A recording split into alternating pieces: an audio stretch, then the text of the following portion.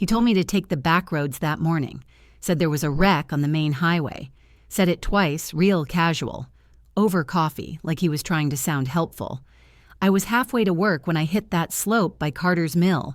No brakes, just air. My foot pressed straight to the floor and met nothing but dead silence. I didn't scream, didn't have time. All I remember was the trees rushing past my window, like I was flying sideways. I swerved into a ditch so hard the front axle cracked like a bone, but the car stopped just short of the water.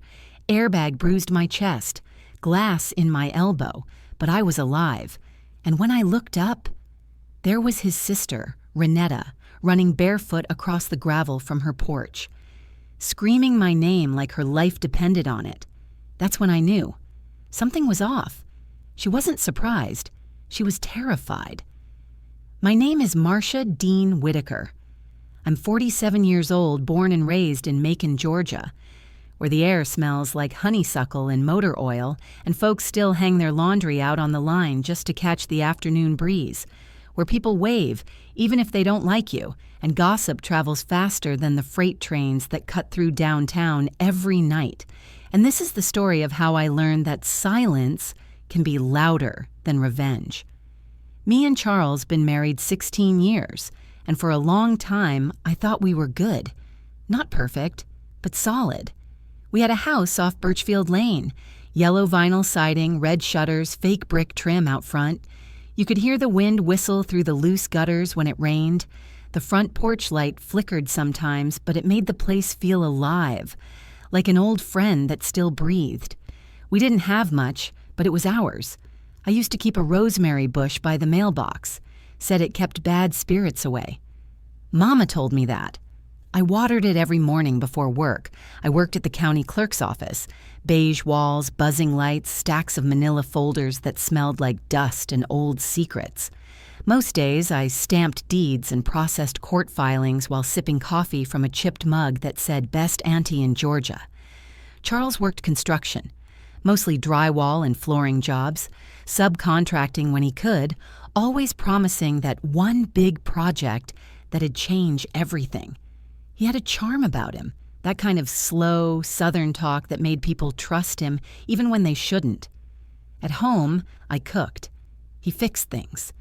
That was the rhythm of our marriage. Some evenings, I'd stop by Ms. Lila's bakery downtown for peach cobbler, the good kind, the crust buttery and the filling thick like syrup.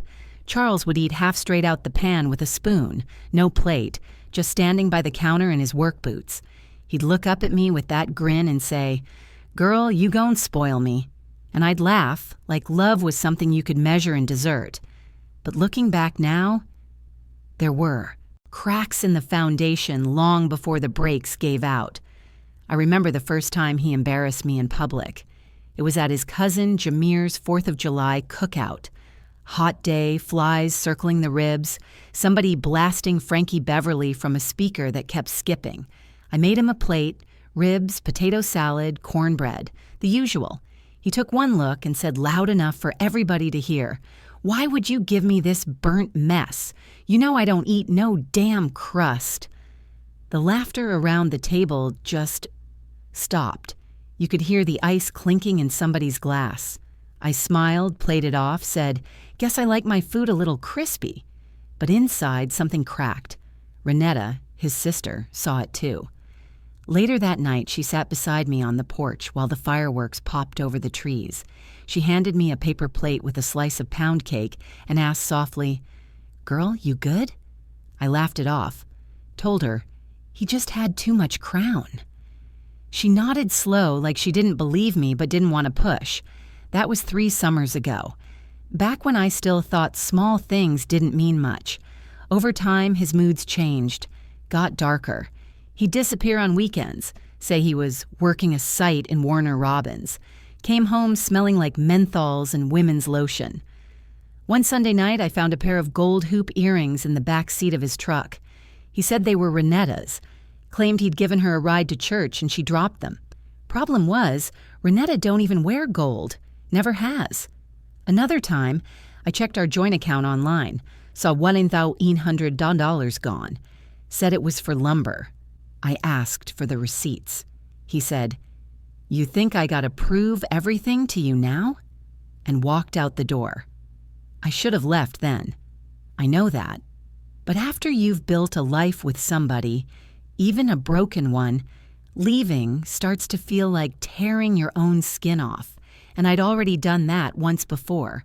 So I stayed, cooked dinner, paid bills, smiled at church, played the part of a woman who wasn't drowning. Then the phone calls started. Private numbers, breathing, hang-ups. One night I answered, and somebody whispered, "You should watch your back." I froze. Voice sounded female, young, shaky. Before I could say anything, the line went dead. I blocked the number, told myself it was some prank, didn't tell a soul, not even my sister. But a few days later, after service at Mount Olive Baptist, Renetta pulled me behind the fellowship hall. Her hands were trembling. She looked pale, eyes darting around like she didn't want anyone to see us. She said, "Marsha, you got anyone else drive your car lately?" I frowned. "No, just me." Her lips quivered. She bit her thumbnail, a habit she had since childhood. Then she said, real quiet, "Don't take that car nowhere till you get it looked at." I laughed, thought she was being dramatic, said, "Girl, it's fine. Charles just changed the oil last week." She shook her head. "Please, just promise me." There was something in her eyes that chilled me. Fear, guilt, something heavy. That was 2 days before I went into that ditch. After the crash, everything felt slow, like the world was underwater. I remember the sound of gravel popping under the sheriff's boots as he walked around my car, scratching his head. Said maybe the brake line rusted out. Called it a miracle. I wasn't hurt worse. Told me to be more careful next time. He didn't take notes. Didn't even look close. Just shrugged like it was nothing. I sat there on the ambulance bumper, blanket over my shoulders, heart still racing, trying to make sense of it all. Then I saw Renetta, crying barefoot, still wearing her house robe. She knelt down, grabbed my hand, and whispered, "He didn't mean to kill you, Marsha. He just wanted to scare you." I stared at her like she'd lost her mind, but she wouldn't meet my eyes. She just kept talking, voice shaking. She told me Charles had been running his mouth, saying I was trying to trap him, that I was getting in the way of business, that he had somebody waiting in Columbus if things didn't work out. Then she said she saw him under my car one night. He thought she was asleep, but she watched him drain the brake fluid, throw the cap in the trash, and walk away like he'd just taken out the garbage. She said she wanted to tell me sooner, but she was scared of him, scared of what he might do if he knew she knew. I didn't cry, didn't yell, didn't even move. I just stared at the ceiling of that hospital room while the monitor beeped slow and steady, because in that moment, I knew 2 things for sure. My husband had tried to kill me, and his own sister loved me enough to tell the truth. The next morning, I filed a police report, showed them the car, showed them the fluid leak, told them everything Renetta said. They called it hearsay, said it was family drama, said without hard proof there was nothing they could do. I walked out of that station with a manila folder in my hand and a new kind of silence sitting heavy in my chest. I didn't go home that night. I drove to my sister's place on the south side and slept on her couch with the lights on. Didn't answer Charles's calls. Didn't tell him what I knew, just stayed quiet. Because sometimes silence ain't weakness, it's strategy. And if silence had saved my life once, it could save it again. So I went still, like a pond before a storm. Didn't make a ripple. Didn't show a hint of fear. Because the thing about men like Charles, they can't stand silence. They need noise, need reaction to feel alive. And I was done feeding him life. The night I came home from the hospital, Charles was sitting on the porch like nothing had happened. Legs stretched out, beer bottle in hand, phone glowing in his palm. The blue light flickered across his face, catching that faint smirk he wore when he thought he was untouchable. Didn't even look up when I pulled into the driveway in Renetta's old sedan. "Thought you was dead," he said, still scrolling. His voice was flat, like he was testing how much he could get away with. I smiled, cold, small, said, "Not today." He laughed, sharp, forced, just a little too long, but I saw it. That tiny twitch in his jaw, the one he got when he was trying to swallow his nerves. I parked, turned off the ignition, and just sat there a moment, my hands gripping the steering wheel so tight my knuckles ached. The air outside smelled like cut grass and rain-soaked dirt. Somewhere down the street, a dog barked. Everything looked the same. Porch light humming, wind chimes tapping soft against the gutter. But nothing felt the same. When I finally stepped out, the gravel crunched under my shoes. I could feel his eyes on me now, even if he pretended to scroll. I moved slow that evening, walked inside like nothing was broken, like I hadn't just come back from almost dying. The house smelled faintly of pine sol and stale beer, the kind of smell that sticks to your clothes even after you leave. I hung my jacket, set my purse down, and moved through the kitchen. The clock above the stove ticked too loud. I cooked dinner anyway. Smothered chicken, rice, and black-eyed peas. The smell of onions sizzling in butter filled the air, mixing with the faint scent of old grease and cigarette smoke from the porch. It was muscle memory more than care. The skillet hissed, the rice pot bubbled, and I moved through every step like it was a prayer I'd said too many times. When it was done, I set his plate at the table like I always did. Fork on the right. Napkin folded neat. He didn't touch it, said he wasn't hungry, didn't even look up. So I washed the dishes by hand, not because we didn't have a dishwasher, but because I liked the rhythm. Warm water, soapy silence, a kind of peace in the motion, back and forth, rinse and stack like counting breaths. And while I scrubbed that old cast iron skillet, I started planning. Not revenge, not yet, just survival. When somebody tries to end you and fails, they don't get a second warning. You don't yell, you don't fight, you don't argue, you just prepare. That night, after he went to bed, I started going through the house one drawer at a time. Not to pack, not yet. I was looking. For what? I didn't even know at first. Maybe proof? Maybe peace. I checked under the sink, behind photo frames, inside the couch cushions. Every space in that house carried his fingerprints, the kind of invisible marks that make a place feel smaller. When I got to the hall closet, I moved the old towels, the spare light bulbs, and the plastic bin of winter scarves. That's when I saw it. An envelope wedged behind the water heater, dusty, folded, hidden. Inside were bank slips I didn't recognize, wiring instructions, a prepaid flip phone. The papers smelled faintly like gasoline and mold. It looked like he'd been moving money, maybe for months, maybe longer.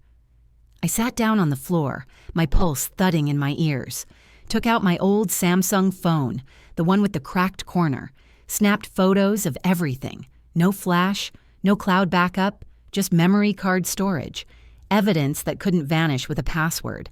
I didn't sleep that night, just sat on the edge of the bed, listening to his breathing, slow, heavy, steady, and thought about how close I'd come to never hearing anything again. The next morning, I called out of work, told them I had a family emergency. They didn't ask. They knew Charles. Folks in small towns always know, even when they pretend they don't. I spent the next few days in silence. No TV, no calls, just moving through the house, careful and slow, like walking through someone else's crime scene. On Wednesday, Renetta showed up with groceries, canned soup, fresh fruit, a carton of eggs. She stood on the porch like she wasn't sure if she should come in. Her eyes darted to the driveway, then to me. "He's getting paranoid," she whispered. "Be careful." Her voice cracked when she said it. I nodded, gave her a small smile, and squeezed her hand. Didn't say a word. That night, I slept with a hammer under my pillow and a Bible on the nightstand. It wasn't faith I was leaning on. It was something older than that. A kind of quiet defiance that women learn after being dismissed too many times. Charles didn't touch me that week. Didn't talk much, either. He just watched. The way his eyes followed me felt different now. He wasn't studying me like a husband. He was studying me like a threat, like a man who'd set a trap and couldn't figure out why it hadn't sprung. 2 weeks later, he got bold again. I came home from church one Sunday, humming a hymn under my breath, still wearing my Sunday dress. When I walked into our bedroom, I froze. My clothes were everywhere. Drawers dumped out, shoes thrown against the wall, underwear scattered like trash. He was sitting on the edge of the bed, elbows on his knees, staring at the floor. His voice was low but sharp. "You hiding something?" I set my purse down slow, smiled soft. "Only my peace." That line hit him like a slap. He stood up too fast, the bed creaking under the sudden weight shift, knocked over the lamp with his elbow. "You think you smart, huh?" he barked. "Think you can play me?" The air between us went cold. Even the ticking clock seemed to hold its breath. I didn't flinch, didn't blink. Just said, calm as rain, "I don't play with fire, Charles. I wait till it burns out." He stared at me for a long moment, eyes wild, nostrils flaring, then grabbed his keys and stormed out. The sound of his truck engine growling down the street felt like relief. He didn't come back till morning.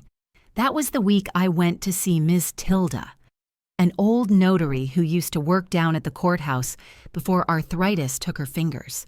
Her little brick duplex sat behind the Piggly Wiggly on Maple Street. You could smell magnolia trees and fried catfish from the kitchen next door. I brought her a jug of sweet tea and a folder of papers: power of attorney, transfer titles, backup deed for the land Mama left me in Twiggs County. Her eyes scanned the papers, slow.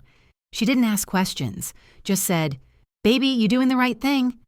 Her voice shook a little, like she knew what kind of right thing I meant. That same day, I stopped by the county office, removed Charles from my health insurance, changed my emergency contact, updated my passwords, one by one, email, bank, utilities.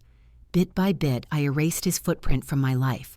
But silence makes a man like Charles dangerous.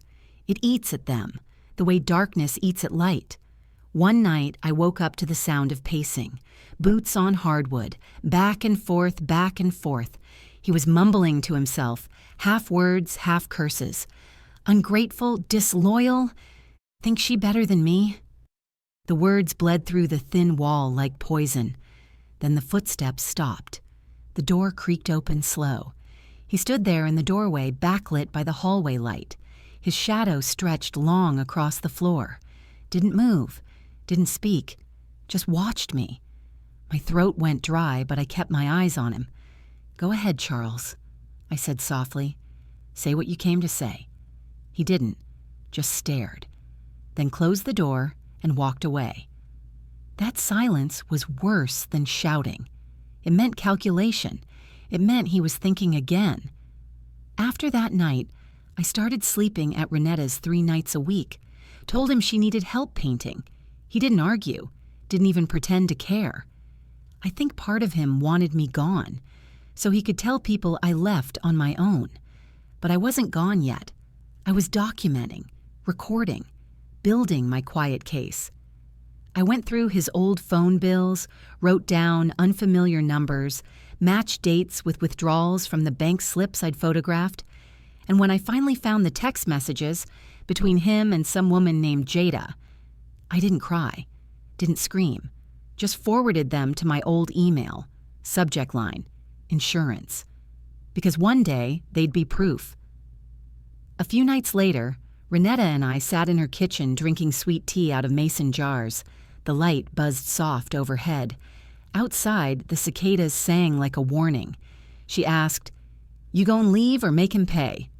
I watched the steam rise from my mug, took a slow sip, said, "Why not both?" She smiled, but it didn't reach her eyes. We both knew what that meant. See, folks like Charles don't understand closure. They think control is the end game. But control fades. And once a woman gets quiet, it's already too late. He cut my brakes. He cut his own future. And now I was holding the scissors. The night I finally moved my name off the mortgage, I didn't even tell Renetta, didn't tell a soul, just put on my gray sweater, the one with the stretched out cuffs and a coffee stain near the wrist, and walked down to the county building after hours. The streets were empty, the air thick with the sound of crickets and the faint hum of a passing freight train somewhere beyond the river. The county building sat at the corner of Cherry and Fifth, its fluorescent hallway lights glowing pale against the night sky. Inside, the air smelled like lemon cleaner and old paper. I could hear the echo of my own footsteps bouncing off the tile. Miss Charlene, who I used to eat lunch with every Wednesday, was still working the late shift in records. Her gray hair was pinned up neat, her glasses low on her nose. She looked up when she saw me and gave that kind of smile that says, "I won't ask questions I already know the answer to." She didn't ask why, didn't press, just handed me the pen and said, "You ready?" I nodded once. The sound of my signature scraping across the page felt final, like closing a door softly behind me. Charles wouldn't know, not yet. He wouldn't see it until the next property tax bill came in the mail, and by then I'd be gone. Not vanished, but free. That week, I started sleeping in shifts, first from 9 to midnight, then again from 3 to 6. I kept a flashlight and a kitchen knife beside the bed, not because I was scared, because I wasn't stupid. Charles had stopped pretending. No more good morning, no more fake concern, no small talk about coffee or weather. He didn't ask how my shoulder was healing, didn't notice the limp that still made me favor my right side. He just looked at me like I was taking up too much oxygen, like I was the last wall between him and whatever new life he was building in secret. One evening, I found him outside by the shed. The motion light flicked on, throwing his shadow long across the yard. He was digging through a box. Old receipts, tools, a gas can half full. When he saw me watching, he straightened, smiled too easily. "Just looking for my socket wrench," he said. But I saw the rag in his hand, and that look, that cold, empty stare that always came before something got broken. I leaned against the door frame, arms crossed, said, "You planning on fixing something or burning it down?" He paused, laughed too long, then brushed past me without a word. The smell of gasoline clung to his jacket as he went inside. I stood there in the dark, the crickets loud now, my heart louder. The wind caught the rag he'd dropped and blew it toward the ditch. That's when I knew I couldn't wait any longer. 2 days later, I called in a favor. Mr. Lawson, an old friend, from church, tall man with silver hair and a voice like gravel, used to work private security for the county fair. He didn't ask questions either, just showed up with his white van and strong arms, same as he had when he helped my mama move 20 years back. We packed quiet, only what mattered. My mama's photo albums wrapped in towels, the green folder with all the documents, my notebooks, every word I'd written since high school, and my grandmother's quilt still smelling faintly of cedar and lavender. We left the rest, the furniture, the television, the dishes we'd picked out together back when together still meant something. Because I wasn't running, I was repositioning. And there's a difference. Renetta let me stay in her guest room. Pale yellow walls, lace curtains that smelled like sun-dried sheets. She hugged me tight and said, "You don't owe him your body just because your name's on the lease." I laughed, tired but grateful. That night, she cooked cornbread and fried catfish, rubbed eucalyptus oil on my temples when the ache in my shoulder flared. And when I cried, real tears this time, not the kind you swallow, she held my hand and said, "You survived.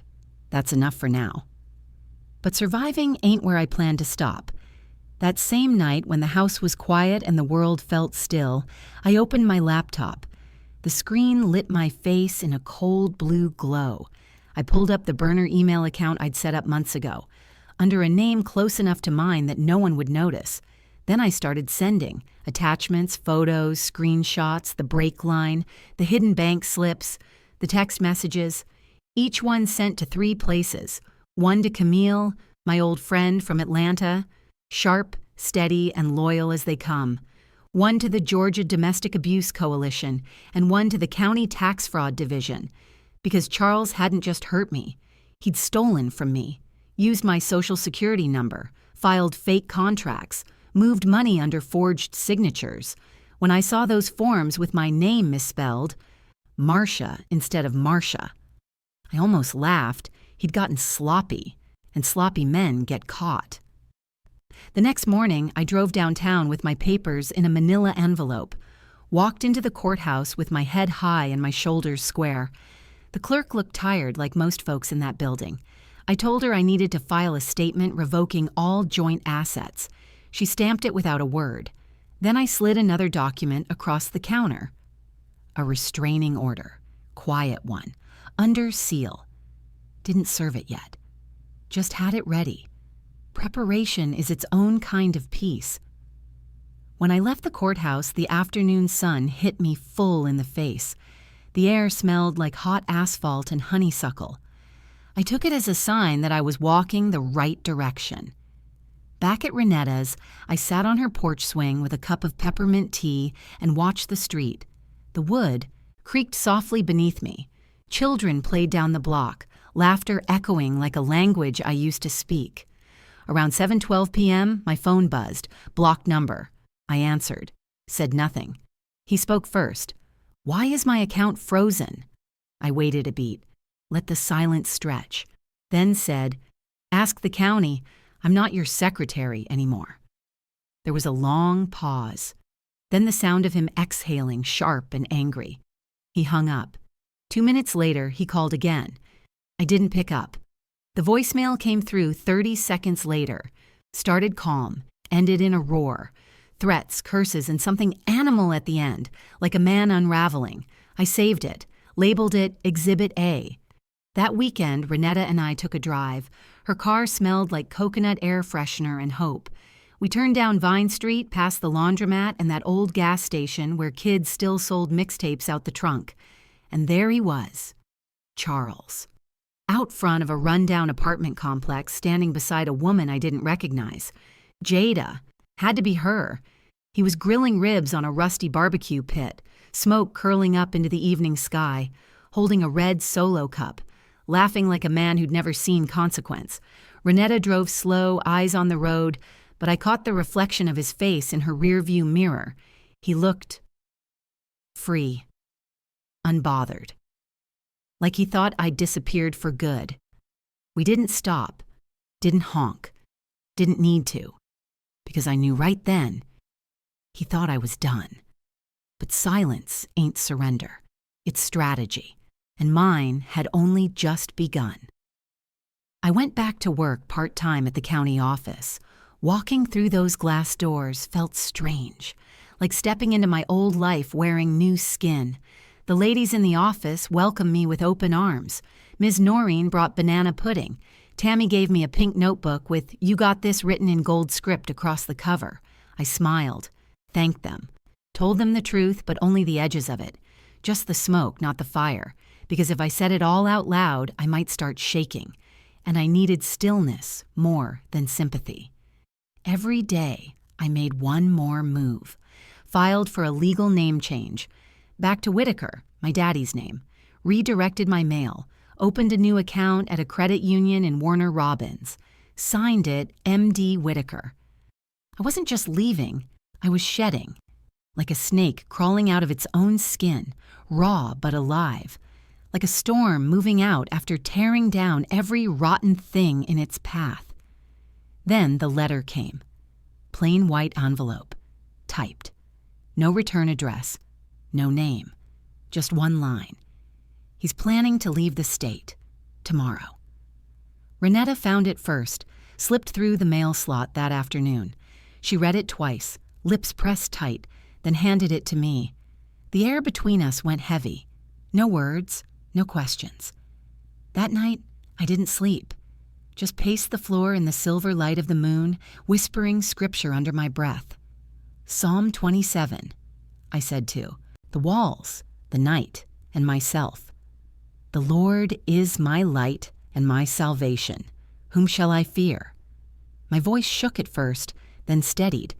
because I knew what I had to do, and I knew it had to be quiet, precise, unmistakable. If he thought he could run, he didn't know who he was married to. The morning I went to the sheriff's office, the air was already thick with Georgia heat, the kind that clings to your skin and makes your neck damp before 10 a.m. Even the cicadas sounded tired. I wore jeans, a black t-shirt, and my old church sandals. No makeup, no earrings, just paperwork and quiet rage. The kind of rage that doesn't shout, the kind that sits still in your chest, heavy and deliberate. When I stepped out of my car, the courthouse square was nearly empty. The flag in front of the sheriff's office flapped lazily in the breeze, and somewhere a lawnmower buzzed across the street. I stood there for a moment, looking at the faded white letters on the glass door, Bibb County Sheriff's Department, and let the moment sink in. I didn't come to beg, didn't come to cry. I came to document. Inside, the air conditioning hit me like a wall. It smelled faintly of coffee, bleach, and paperwork that had seen too many summers.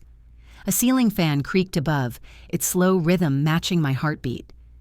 Deputy Mays sat behind the counter, his tie loosened, his sleeves rolled up. He'd known me for years, from the clerk's office, back when my days were full of file stamps, signatures, and polite smiles. Now even he looked unsure what to say. He pushed a styrofoam cup toward me. "Coffee's weak," he said, "but it's something." I took it, more out of courtesy than thirst. It tasted like burnt water, but I held it anyway. Something to do with my hands. He studied my face. "You sure you want to go down this road, Ms. Whitaker?" I looked him dead in the eye. "I already did," I said softly. "I just didn't know it till the wheels came off." He didn't laugh, didn't even blink, just nodded and pulled out a form. "Statement of intent," he said, setting it on the counter between us. "Need your signature here, 2 witness lines." I handed him my folder, neatly labeled tabs color-coded with sticky notes, medical records, auto mechanic report, photos of the brake line, text messages, bank slips. He flipped through it, one brow raised. When he got to the photos, his hand froze. "Where'd you get this?" he asked quietly. I tilted my head. "Does it matter?" He looked at me for a long second, then nodded once. "No, ma'am, it don't." I wasn't naive. I'd worked in the system long enough to know how slow it turned, especially for women like me. A black woman's pain always had to pass through red tape before it counted as real. But I had something most women didn't: paper, dates, receipts, evidence they couldn't ignore or explain away. I filled out every line of that form, slow and steady, the pen warm between my fingers. Signed it, twice, then slid it back across the counter like a final goodbye. When I walked out of that office, the sun hit me full in the face. My chest felt tight, not from fear, but from release. Every step toward the parking lot felt like reclaiming my name. Renetta met me at Hattie's Diner off Jefferson Street. The bell over the door jingled when I walked in, and the smell of fried catfish and cornbread made my stomach twist. We sat in the back booth, away from the windows, where the hum of conversation softened into white noise. The vinyl seat stuck to the back of my legs. I ordered sweet tea and a catfish plate. She just picked at a biscuit, her hands trembling slightly. "He's spiraling," she whispered. "Said you turned me against him. Said you trying to ruin his life." I stirred my tea, watched the lemon slice spin slow in the glass. "He tried to ruin mine first." Her eyes shimmered. I know, baby. I'm so sorry." I reached across the table and held her hand. Her skin was warm, her grip soft but steady.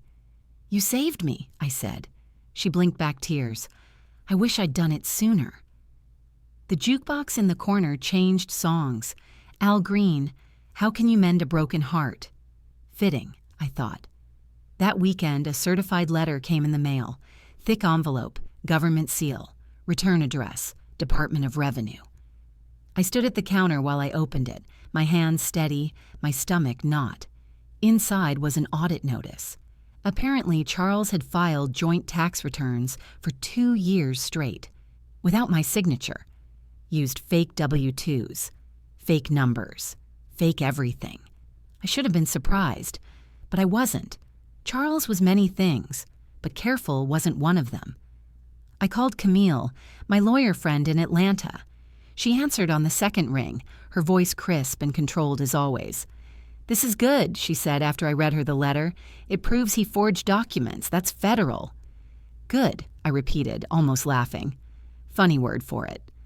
She sighed.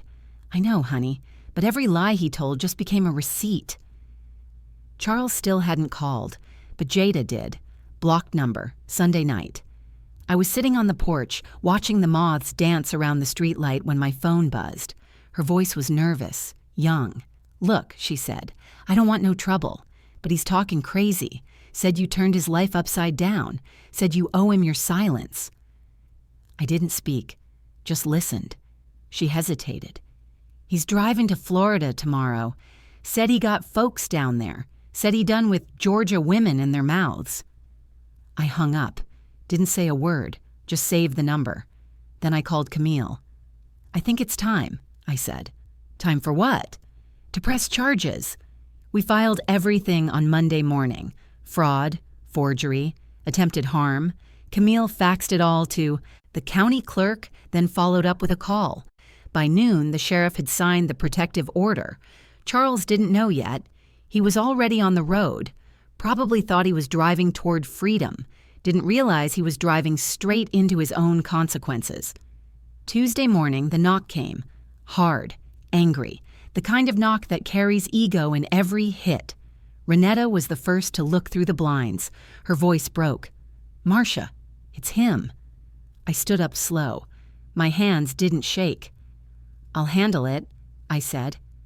When I opened the door, the sun hit his face, slick with sweat, jaw tight, eyes full of something between rage and desperation.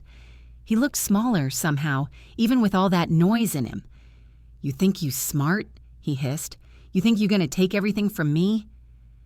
I stood still, didn't answer. He took a step forward. "You think you safe here?" That's when the door creaked open behind me. Renetta stepped out, phone in hand, camera already rolling. Her voice was steady. "Go on, Charles. Say that again." He froze, looked between us. The recording light blinked red. His jaw clenched. He spat on the porch. "You'll regret this," he muttered. Then he turned and walked away.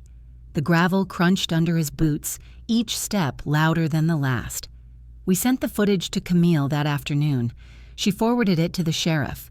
By nightfall, there was a warrant out for his arrest.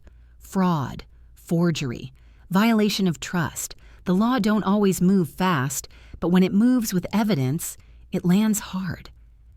The next day, I sat on Renetta's porch with a glass of iced tea, condensation dripping down the side. The world felt still again, a slow calm, still, like the air after a storm finally passes. In my lap was a notarized copy of the affidavit, official, sealed, my name printed clear. Renetta rocked beside me, quiet for a while before she spoke. "You ever think it'd come to this?" I shook my head. "No, I thought love meant never giving up." She nodded, eyes fixed on the horizon. "Sometimes giving up is the bravest thing a woman can do." The street was quiet except for the hum of cicadas and the occasional bark of a dog. The sun dipped low, painting the sky in streaks of pink and gold. I took a deep breath. The air smelled like rain and freedom. For the first time in months, I wasn't waiting for the next sound, the next call, the next threat. I was just there. Not because the storm was over, but because I'd finally stopped sheltering the man who caused it. He was arrested at a Shell station just outside Valdosta, trying to gas up with a debit card registered in my name. The clerk said he looked nervous but polite, said something felt off. That's what the police report wrote. Customer behavior suspicious, attempted use of fraudulent card. What really felt off, though, wasn't the card. It was a man who could smile at the woman. He tried to kill, sit beside her at dinner like nothing happened, then run when the truth finally came knocking. They found 2 fake IDs in his wallet. One said Derek Watson. The other said Marvin Hill. Same face, same lies, different escape routes. He'd been planning to vanish. New name, new city, maybe even a new woman to destroy. But God don't let men like Charles Whitaker just disappear. Not when the woman he tried to bury is still standing, breathing, testifying, and holding every receipt he ever forged. Renetta was the one who told me. She called around 4:17 p.m., voice shaky but relieved. "They got him," she said. I gripped the phone tighter. "Where?" "South Georgia, Shell Station off I-75. He was trying to run." For a long time, I didn't say a word.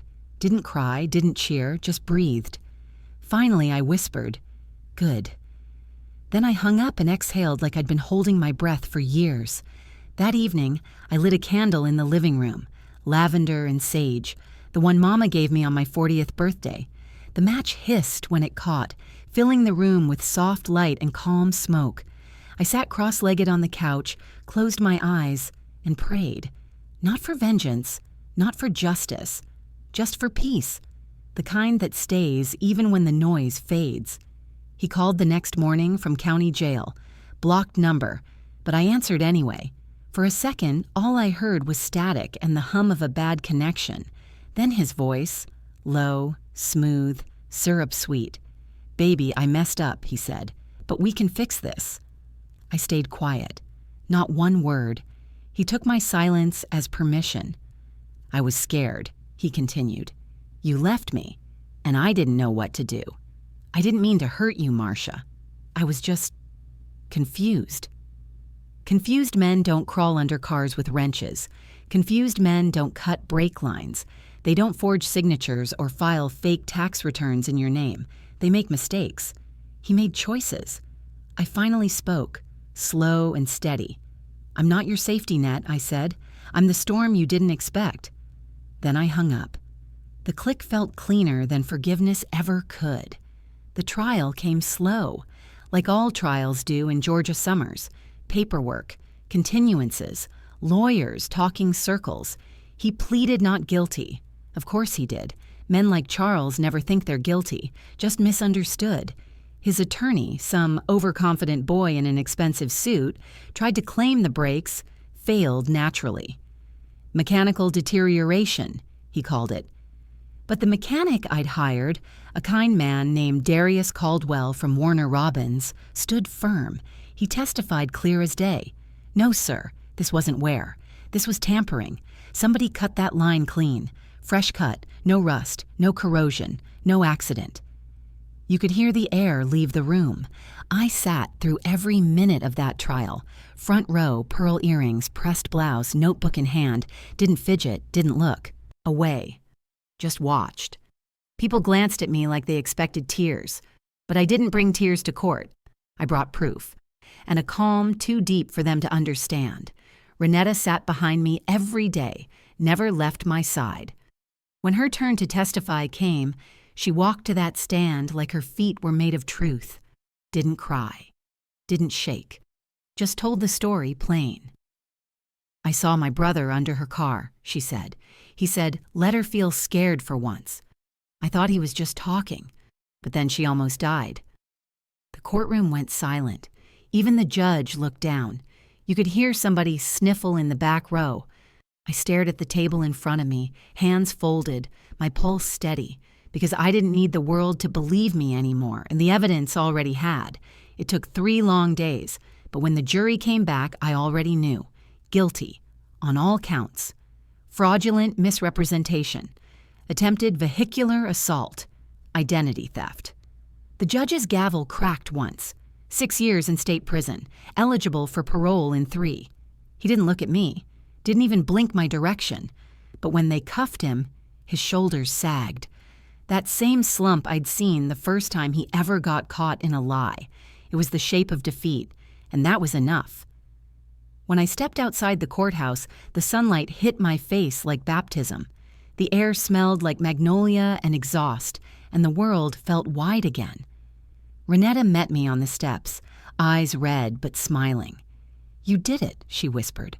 I shook my head. "No," I said softly. "I survived it. There's a difference." The months that followed were quiet, heavy in places, light in others, the kind of quiet that lets you hear yourself again. I rented a little yellow house on Sycamore Street, 2 bedrooms, old brick fireplace, and kitchen walls the color of sunshine. The first night I moved in, I sat on the floor with a box of pizza and a bottle of sweet tea, watching the ceiling fan spin lazy circles. It wasn't peace yet, but it was mine. I planted tomatoes out back, set up wind chimes on the porch, and started walking every morning. 5 laps around the block while the cicadas sang and the world smelled like cut grass. Renetta came by every Sunday with pound cake and gossip. We'd braid each other's hair, talk about church folks, sometimes talk about him, sometimes not. One afternoon, she said quietly, "I don't know who raised him. We had the same mama, but he twisted somewhere." I squeezed her hand. "You're not responsible for his crooked," I said. She nodded, eyes wet, and I saw a bit of healing flicker behind them. That summer, I started writing again. Just small things at first. Grocery lists that turned into poems, journal entries that turned into prayers. One night, I wrote 5 words across a blank page and circled them twice. He doesn't get to win, not because of the verdict, not because of the prison sentence, but because I was still here, because I hadn't screamed or begged, hadn't set fire to his truck or slashed his tires like folks told me to. I'd gathered facts, spoken softly, and let truth burn through his lies like sunlight cutting morning fog. A few months later, a letter arrived from the Department of Revenue. The envelope was plain, but the weight of it felt like closure. They'd cleared my name, closed the audit, restored my tax record. Inside was a short note. "We commend your bravery and thorough documentation." Simple words, but they felt holy. I folded that letter and tucked it inside my Bible, right between Psalm 27 and Proverbs 31. Because a woman of wisdom ain't always loud. Sometimes she just moves in silence and wins. Last week, I saw Jada at the Dollar Tree on Vine Street. Her hair pulled back, eyes tired. She looked smaller somehow, worn down by her own mistakes. She saw me before I saw her. Paused in the cleaning aisle, holding a bottle of bleach like she'd forgotten what she came for. She nodded once. I nodded back. No words, no anger. That was enough. Now I work part-time at the public library downtown, help shelve books, run story time for the kids on Wednesdays, started teaching journaling workshops for women at the shelter. Women like me who've been through fire and came out quiet but unbroken. They listen close when I talk. Not because my story's loud, but because they can feel the weight behind every word. I never tell them all the details. Some wounds belong to the past, not the podium, but I always tell them this. You don't have to burn things down to get free. Sometimes you just open the window, let the smoke out, and walk away. It was almost spring when I got the letter, not from him. I'd already blocked his jail calls and tossed his scribbled postcards in the trash, unopened and unbothered. He'd written from county lockup before, little notes full of excuses dressed as apologies. I never read a word. This one was different. The envelope was thick, cream-colored, with my name written in looping cursive, deliberate, careful, almost trembling. Miss Gloria Whitaker, his mother. I stared at her name for a long time, thumb brushing across the ink. She'd never liked me. Not once. Always called me that woman instead of my name. Even after 16 years of marriage, even after I sat at her table for Thanksgiving, stirring gravy while she prayed long prayers about family unity. But now, her tone had changed. The letter smelled faintly of perfume, something powdery, old-fashioned, the kind of scent you only find in church pews and beauty shops. 3 pages folded neat, blue ink on white paper. She wrote about shame, about regret, said she raised him better, said she didn't know what he'd done, said if she had known, she would have called the law herself. I believed her. Maybe. But what caught me was the last paragraph. Her handwriting shifted there. letters smaller, more fragile. I always thought you were too quiet, Marsha, but maybe quiet was what this family needed all along. If you ever want to talk, my door's open. I sat with that letter for an hour. The house was silent except for the clock ticking on the wall. The world outside smelled like rain. I didn't cry, didn't tear it up, just folded it once more and slid it under my journal. Some things don't need an answer. Some peace don't come from going back. A few days later, I read it to Renetta. We were in her kitchen, shelling peas and listening to the whispers on the radio. The air was warm, heavy with butter and salt. She glanced up from the bowl and said, "Mama finally woke up." I shrugged. "She still don't know half of it." Renetta nodded, cracking another pod open. "She don't need to. You're alive, that's enough." And she was right. It was. By then, I'd started volunteering Saturdays at a nonprofit downtown called Women Rebuilding Women, a place for women who'd been through the kind of hell that changes your posture, makes you walk different, talk softer, but somehow stand taller.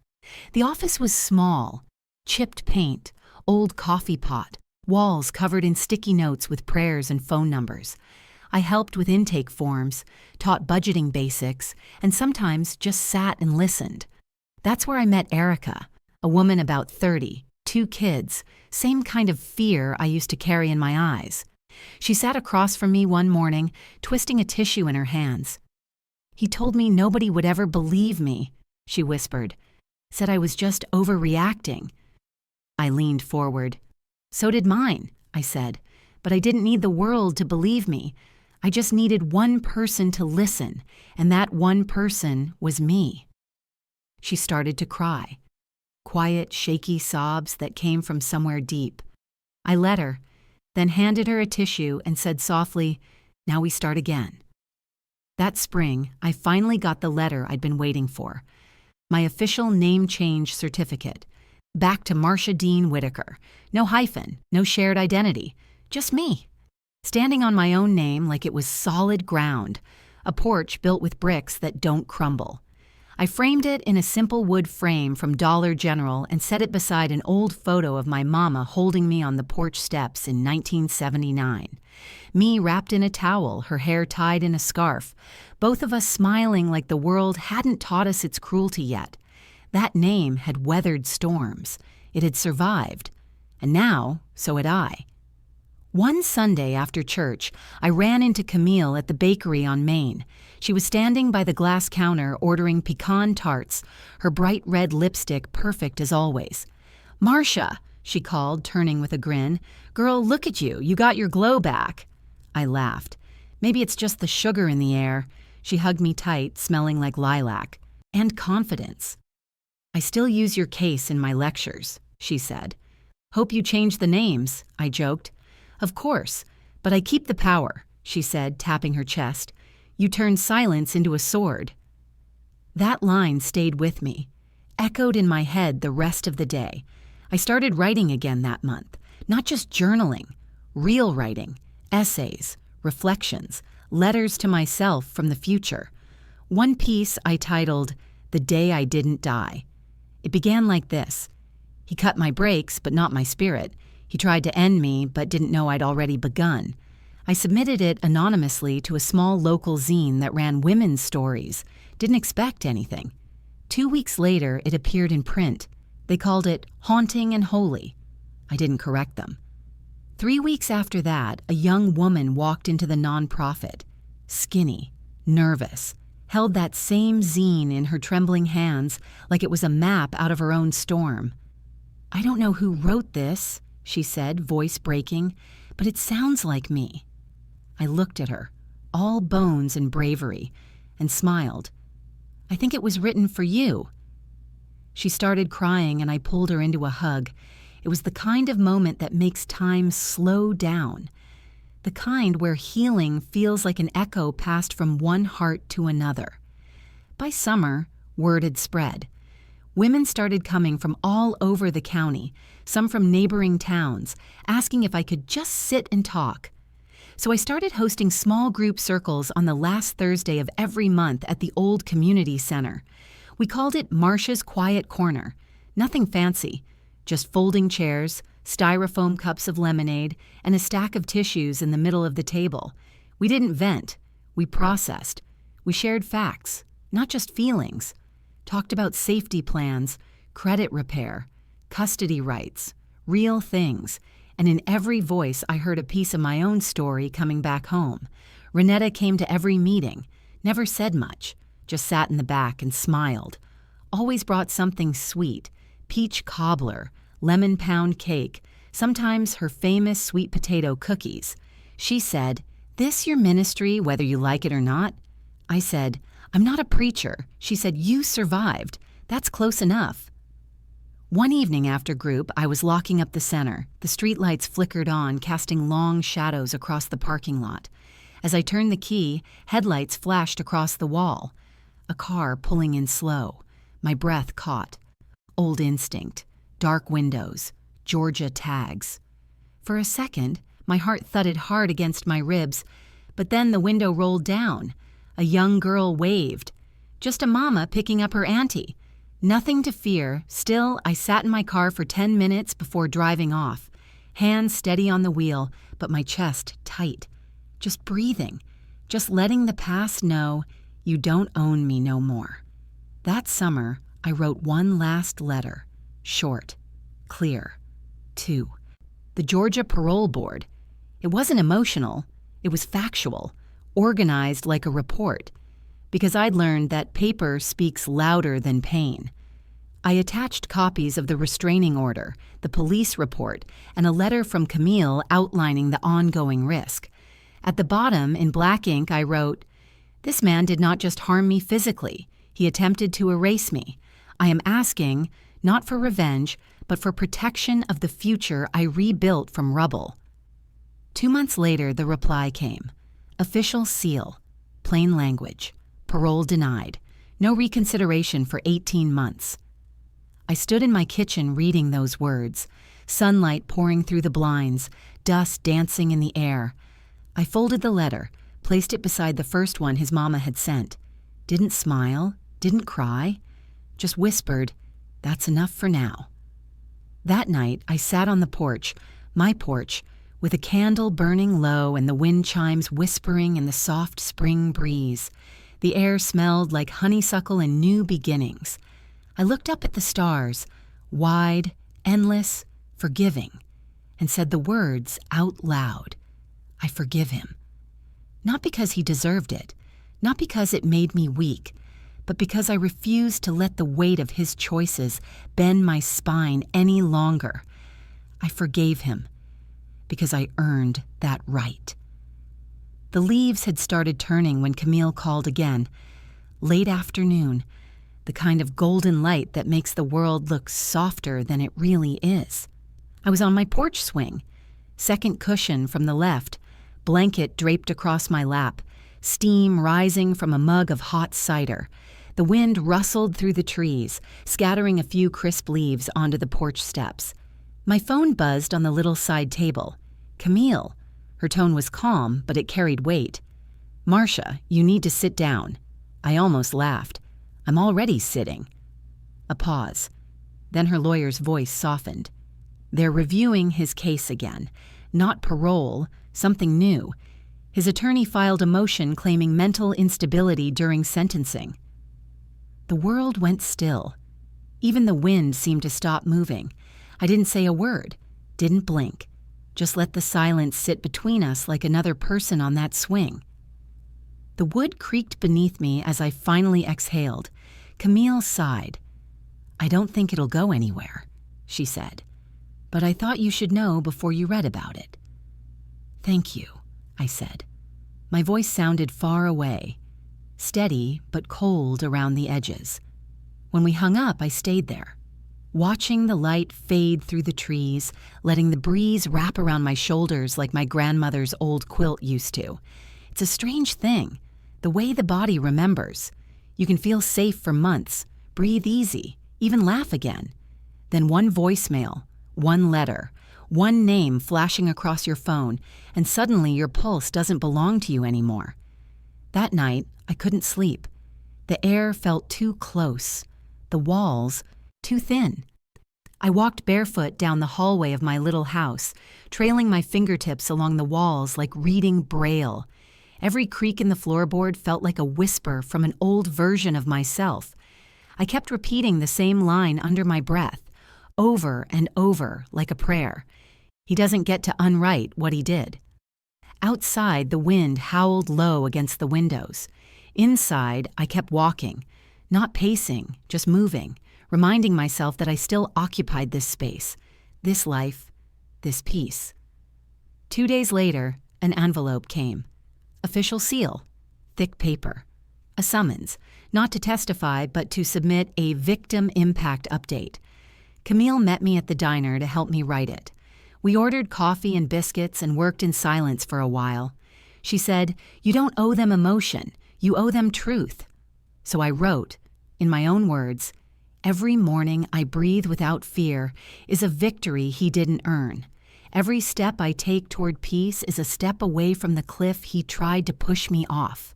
My safety, my sanity, and my silence are sacred, and I will not allow them to be disrupted." We sealed it in an envelope and sent it certified mail, a blessing wrapped in law. When the postal clerk stamped it, the sound echoed like a gavel. That Sunday, I went to church wearing all white. Not for symbolism, just because I liked how the linen felt against my skin. Light, clean, untouchable. The air inside was thick with perfume and prayer. The ushers fanned people with bulletins while the choir hummed softly under their breath. Pastor Dixon preached from Psalm 34. "The Lord is close to the brokenhearted and saves those who are crushed in spirit." I didn't cry, didn't shout. But when the choir began, "I don't feel no ways tired," I closed my eyes and let the music fill me. Because I wasn't tired, not anymore. I was transformed, polished by pressure, refined by survival. Renetta came by after service. We sat on the porch, same as always, sipping her homemade lemonade. She looked out across the street, eyes narrowed. "You think they'll let him out?" I didn't answer right away. The cicadas sang somewhere in the distance. Finally, I said, "If they do, it won't change what I rebuilt. It won't bring him back into power. That door is closed, welded shut." She nodded slowly. "You know Mama wants to see you." I raised an eyebrow. "Gloria?" Renetta nodded. "She's been asking about you, wants to talk face to face, says she got something she needs to say." I looked at the children across the street riding bikes barefoot, their laughter echoing against the pavement. "You think she changed?" Renetta took a sip of lemonade. "I think she sees you now." A week later, I agreed to meet her. We chose a small diner halfway between Macon and Warner Robins. Neutral ground, public place, plenty of exits. When I walked in, the bell over the door jingled, and the smell of fried okra and coffee hit me like a wave of memory. She was already there, sitting in a corner booth, back straight, a small Bible folded open beside her plate. Her silver hair was neatly pinned up, her lipstick faint but precise. She stood when she saw me. I nodded. We sat. For a long moment, neither of us spoke. The hum of the ceiling fan filled the silence, blending with the clink of dishes and the sizzle from the kitchen. Finally, she cleared her throat. "I read the court records," she said. "Didn't believe it at first. Thought maybe you exaggerated. But then I saw the photos, heard Renetta's testimony." Her voice cracked slightly. I stayed quiet. She looked down at her Bible, thumb tracing the page. "I failed you," she said finally.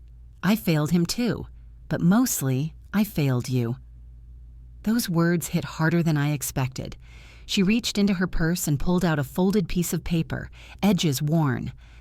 "I wrote this the night he was arrested. Never sent it, couldn't. But maybe it belongs to you now." I stared at the letter resting between us. Didn't take it right away. Didn't trust my hands not to shake. All I said was, "I never wanted anything but peace." She nodded, eyes glistening. "I know," she whispered, "and I pray you have it now." I left the letter unopened on my nightstand for 3 days.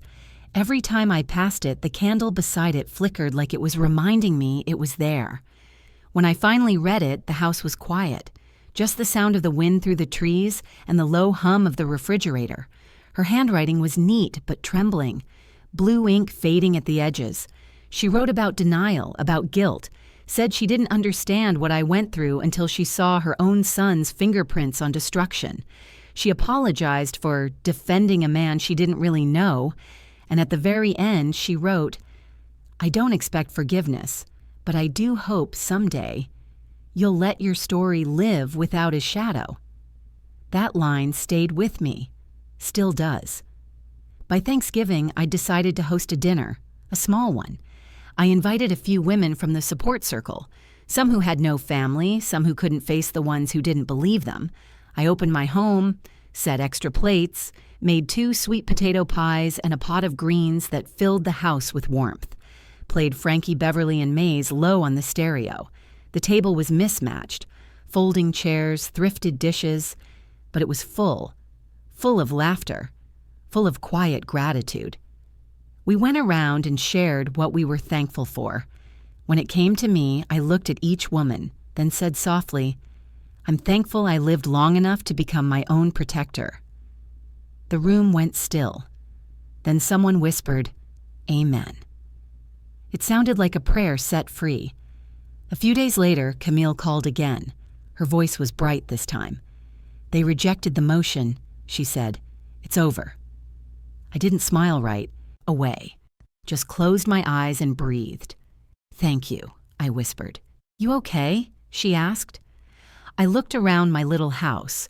The framed photo of Mama, the candle flickering by the window, the stack of journals on my desk. "I am now," I said. A week later, I drove back to the courthouse. Not for any case, just to sit. The same marble floors, the same hum of conversation, but everything felt different.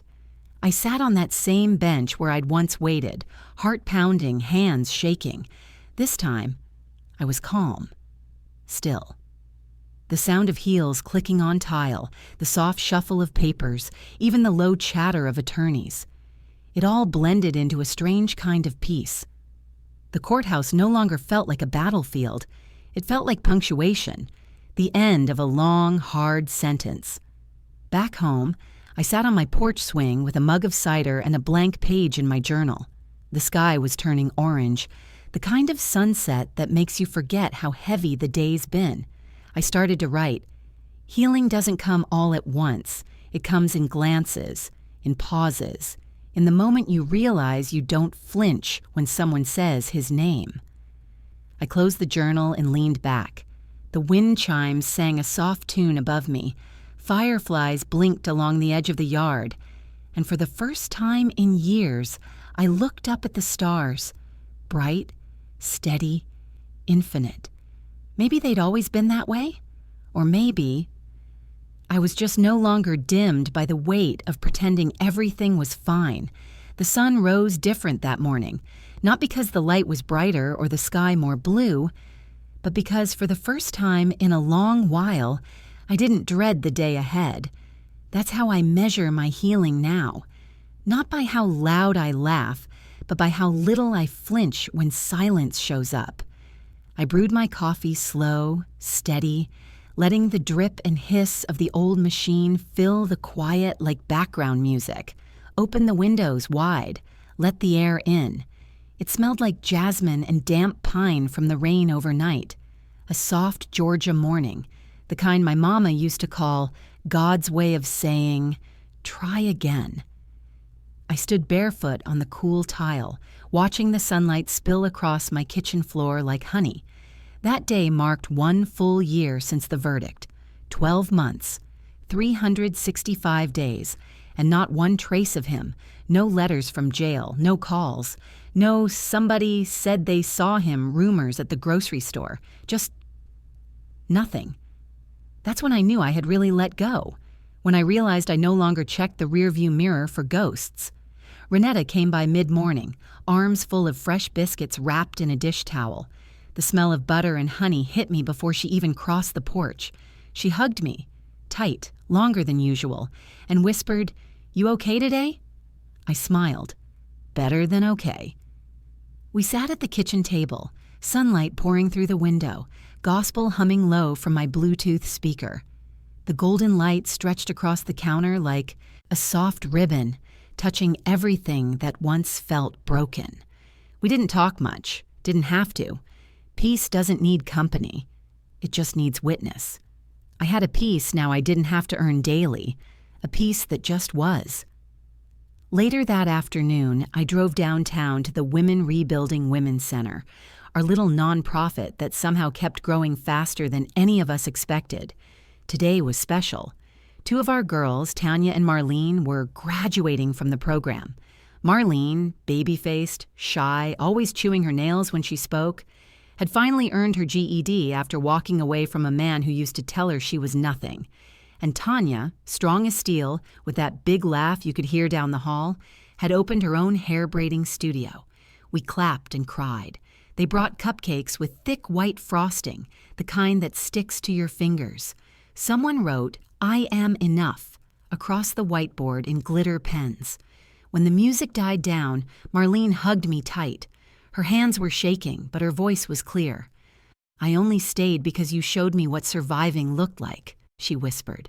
I smiled and squeezed her hand. "No, baby," I said. "You stayed because you remembered who you were. I just reminded you." That moment felt like a full circle prayer, like a seed I didn't know I'd planted, finally pushing through the soil. That night, back home, I opened the last drawer in my bedroom, the one I hadn't touched in a year. Inside were the remnants of a life I'd already outgrown. A pair of cufflinks I bought him for our 10th anniversary.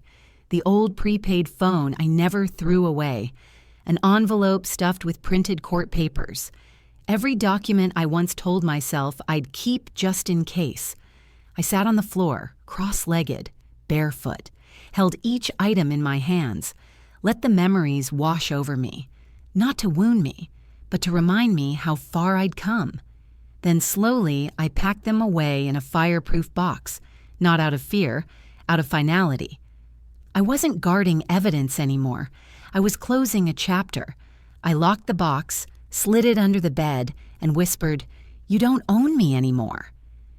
The next morning I woke up to a knock at the door. It was Calvin, the young mailman who always hummed Luther Vandross songs when he made his rounds. He grinned, handed me a small brown package. No return address. I thanked him, set it on the counter, and poured myself a cup of coffee before opening it. Inside was a single key. Silver. Old.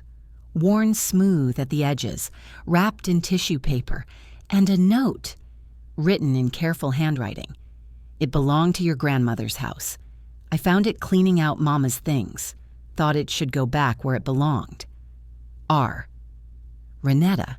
I held that key in my hand for a long time, felt the weight of it, not heavy, but real. It was the key to the land in Twiggs County, the same land Charles once told me to sell, called it just dirt. But that land wasn't just dirt. It was roots, it was blood, it was legacy. And now, it was mine again. A month later, I took a drive down there.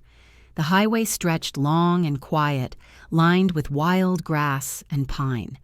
When I pulled off onto the old dirt road, the air changed, thicker, sweeter, full of memory. The house was gone, collapsed years ago, but the land still breathed. Tall oaks stood guard around the edges, leaves whispering like old women gossiping about blessings. Wildflowers pushed through the cracked red earth. The air smelled of soil and sun. I stepped out of the car, stood in the middle of that field, and closed my eyes. Felt the sun on my skin, felt my heartbeat slow, and I heard it. My mama's voice, clear as if she were standing right behind me. Don't let no man bury you in a life that don't fit. Grow where you were planted. And if the soil's poisoned, move. I smiled, because that's exactly what I did. I moved, and now I grow. The idea for the retreat came to me right there, in that field, a place for women like me, women who needed stillness, women who needed proof that peace could be built from rubble. I'd call it Stillhouse. Small cabins, a garden, a porch big enough for 20 rocking chairs, and no judgment, no sermons, no speeches, just space. A sanctuary for the ones who survived, for the ones who stayed too long, and for the ones who left just in time. At our next circle meeting, I brought sketches. We sat in a circle of folding chairs, cups of lemonade sweating in our hands. I explained the dream, what it could be, who it could help. The room fell quiet. Then Cheryl, a woman who rarely spoke, said softly, "You're turning pain into shelter." I nodded. Isn't that what we're all trying to do? Someone started clapping, then another. And before I knew it, the room was alive with applause, not loud or dramatic, but proud, the kind of clapping that feels like a heartbeat you didn't know you shared. Now, I don't measure my life by how far I've come from Charles. I measure it by how far I've walked toward myself. Every morning, I write something kind in my journal. One sentence, one truth, one promise. Something like, "Peace is mine and I keep it like breath." On Sundays, I host what we call quiet mornings. No talking, no music, just presence. We sit in silence on my porch, sip tea, and let the wind do the preaching. Sometimes I sing, low, off-key, but from the heart. Songs my mama used to hum while folding laundry or shelling peas. Songs that remind me freedom doesn't always need a soundtrack. Sometimes it's just the sound of your own steady breathing. Every day now I touch that key. It sits on my dresser, shining in the morning light. The key to nothing yet, but everything ahead. I don't know if he'll ever write again. Don't care if he does. His story ended the day the judge said guilty. Mine kept going, and it keeps going. With or without apologies, with or without understanding, with or without closure. Because I am my own closure now, my own proof, my own beginning, and that's enough. If this story struck a chord, hit like, subscribe, and tell me what you think in the comments.